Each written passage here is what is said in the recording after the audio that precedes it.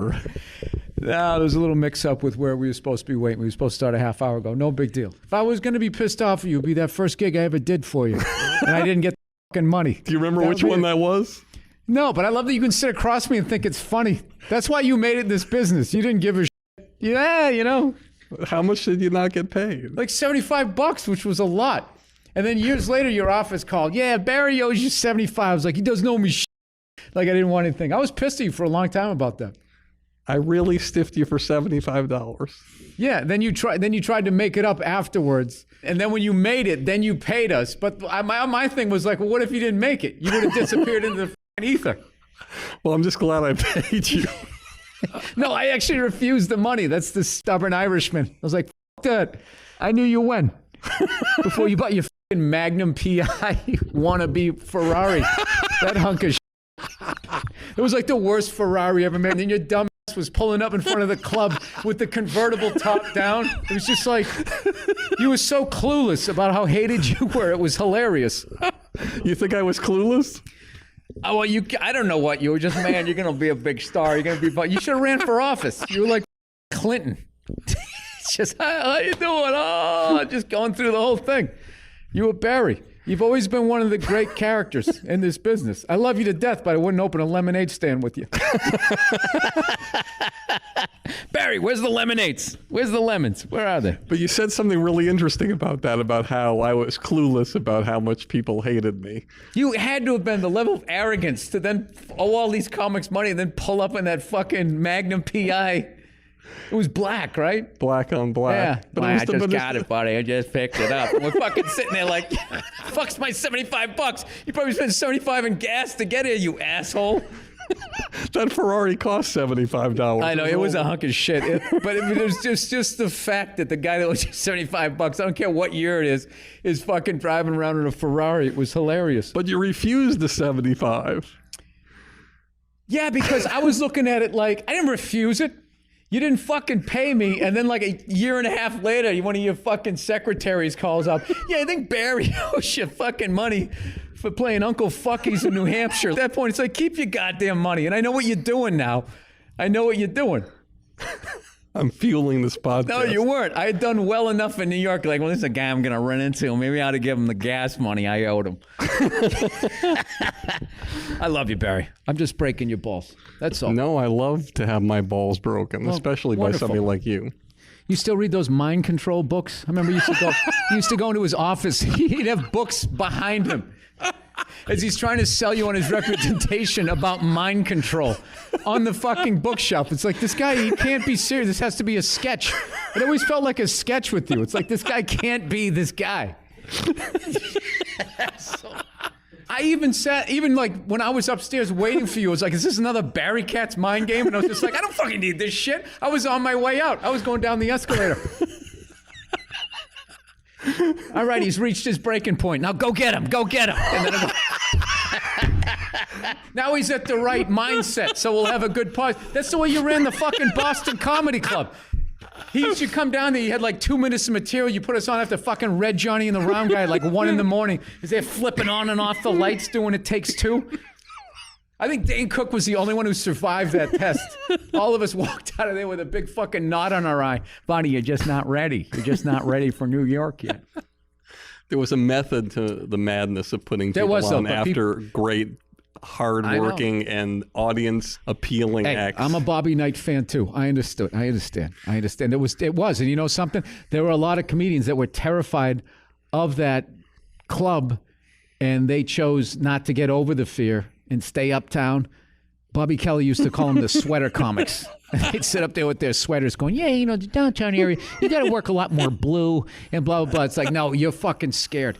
No, I used to walk by the Boston Comedy Club during the day, and I would get butterflies just looking, going, oh, man, that fucking place. It was a house of horrors. Had that awful fucking porno red awning before the blue one, that dirty red Port Authority shithole.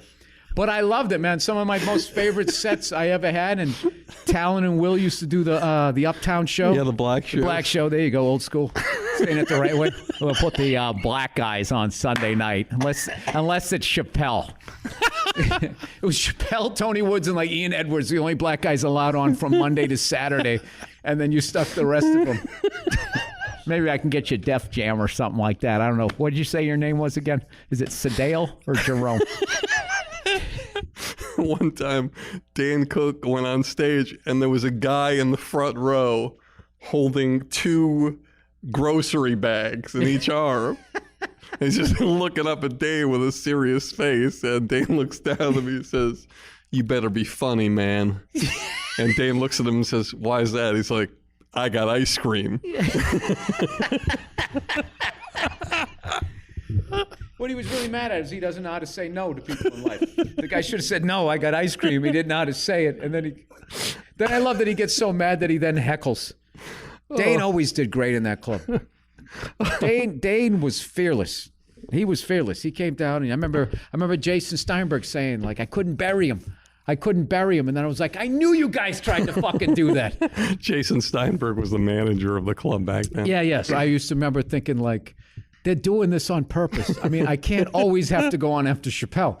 There has to be a slot open where it's not after him, or Red Johnny and Tony Woods. Chappelle would sit here and tell you that I put him on after Charlie Barnett all the time. Oh, yeah. What, in like the park? No, in the club. Charlie used to work. He did, but I'd get him to come over and play the park. All right. For those of you who don't know, Charlie was the greatest street performer of all time. He played Washington Square Park. How much do you owe him? He probably took money out of his hat. Charlie was a notorious drug user, yet you never saw him do drugs. And he used to do shows. He never, ever did laundry. He would just do shows, and then he would just give his clothes to a homeless person and then buy new clothes. And he taught Chappelle how to do the part. Not in that order, though, right? Not in that order, of course not. New York was a looser time back then. I just want to share something with the audience. I am crying. I am laughing so hard. I am like, yeah, all the way to the fucking bank. I will forever break your balls. I've been waiting to break your balls about this for fucking ever. Laughing all the way to the bank. Don't you know what's I didn't do 19 straight shows at the Wilbur Theater, my friend. I listen to your podcast. No, you don't. Yeah, and some of the comics that come on here, I'm like, how are they not bringing this up? How are we ignoring this whole fucking aspect of your goddamn career? I can't wait to have Maureen listen to this fucking thing. She's going to be dying laughing. Maureen Terry. That's right. We do the Patrice O'Neill benefit. Oh, God. You do not listen to this podcast when you have time to listen. No, I listen because you had Anthony Clark on. Yes. Who's one of the greatest storytellers I've ever met. He's just so effortlessly funny, and he encompasses what I love the most in funny people. I love super smart people that are silly. That's my favorite thing. He's silly. Patrice was silly. All of these, like the people that I really love.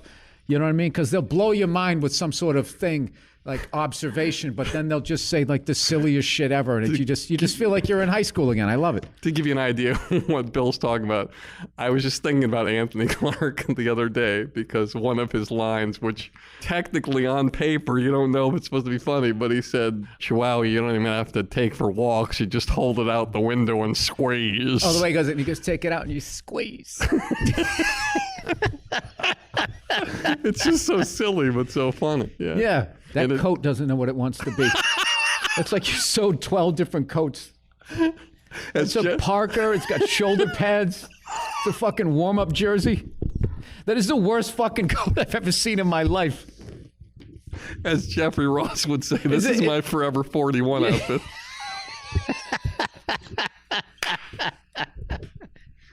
That piece of shit Ferrari you had, that is the exact coat you should have been wearing when you fucking pulled up. I can't do this.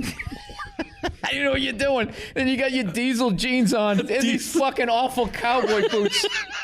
These Rob Halford studs in them. When are you going to fit? You're in your 50s. You're a fucking mess, dude. Put on a suit like a gentleman. Would you get that on a taping of Suddenly Susan? I can't. All right, let's get on with the questions, Barry. Are there questions? Dude, this is the most unartistic fucking vibe of a room ever. I had to. Yeah, you just fucking. I'm sorry, it can't be the All Things Comedy podcast. Stupid logo up here on this fucking flat screen. He had the nerve to call this place his studio. It's a fucking conference room. These fucking Staples chairs with the wheels on them. This is actually going to hurt my career to be here. Oh, we were going to sign you on to do 2 lines in that fucking movie, but you did Barry Katz podcast in his studio. All right. You know what it is, Barry? I don't give a shit about your fucking questions. I just wanted to see you and break your balls. That's my favorite thing. I wish you hung out more. Those aren't even boots. Those are low top. You got the rest of the boot on layaway. You cheap fuck.